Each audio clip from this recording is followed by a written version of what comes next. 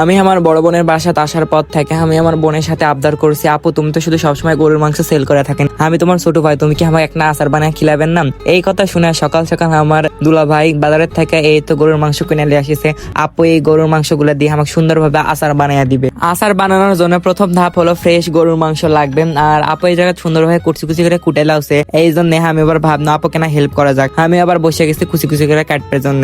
আর এইদিকে আপু হলো এই তো গরুর মাংসগুলো সুন্দরভাবে কুচি কুচি করে কাটেলে যত রকম মশলা লাগবে যেগুলো দিয়ে হলো এই তো গরুর মাংসের আচার বানানো হয় সবকিছু দিয়ে ম্যারিনেট করবার জন্য দিয়ে দিল। আমি আবার আসে এগুলো আবার হাত দিয়ে লাড়ে সাড়ে দেখছি, আল্লাহ এত মশলা দেওয়া লাগে। তোমরা তো তার মানে দেখেন যে হলো শুধু অনলাইনের মধ্যে গরুর মাংস সেল করে থাকে, কিন্তু এর পিছনে যে এত খাটাখাটনি আমি নিজের চোখে না দেখলে বিশ্বাস করতে পারি না। আর অবশ্যই তোমরা এইসব গরুর মাংসের আচার আমার আপুর হলো পেজে পাওয়া যাবে, পেজটা অবশ্যই ক্যাপশনে মেনশন করে দিব। ওইদিকে তো গুস্তগুলো ম্যারিনেট করে আপু রেখা দিছে, আর এদিকে আমি আমার ভাগে নাকলে চলে আসছি সাহেব বাজারত কিছু জিনিসপত্র কেনা লাগবে, যেহেতু আপু আচারের পাশাপাশি অনেক কিছু সেল করে, তার জন্য আপুর হলো বিভিন্ন রকম বাটি দরকার ছিল। এদিকে আসে এই বাটিগুলো আপুর দরকার ছিল অনেক বেশি, এই জন্য আমি এই বাটিগুলো কিনে নিলাম। তারপর আবার লাড্ডুর পেপার যেগুলো যেগুলো লাগবে সবকিছুই কিনে নিলাম। সাহেব বাজারের এই মার্কেটে মূলত সবকিছুই পাওয়া যায় পাইকারি দামে, আর এটি থেকে আমি মূলত হলো অল্প অল্প দাম দিয়ে কিনে নিলাম। তারপর এটিকে আবার সাহেব বাজারের সামনে মানে আরডির সামনে চলে আসছি এই তো ছোট ছোট কৌটা কিনবার জন্য।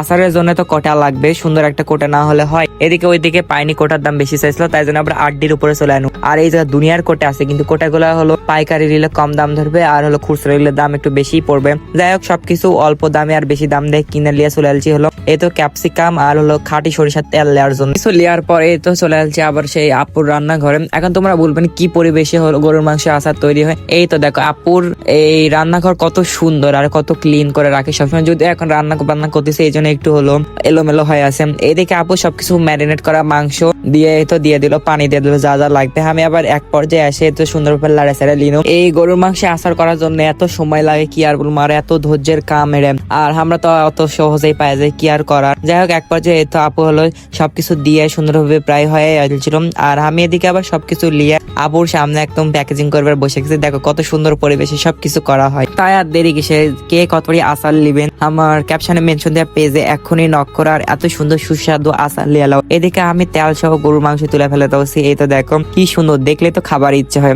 সবকিছু প্যাকেজিং করে এবার তো হলো লেবেল লাগানোর পালা। এই তো দেখো ব্রিনময় ফুডের সে লেবেল করে লাগাচ্ছে, মানে এইসব কাজগুলো করতে ভালোই লাগে, যেহেতু আমি আমার নিজের হাতে এইসব করেছি অবশ্যই ভালো হবে। আমি আর সবসময় চেষ্টা করি তোমার সাথে ভালো কিছু শেয়ার করার জন্য।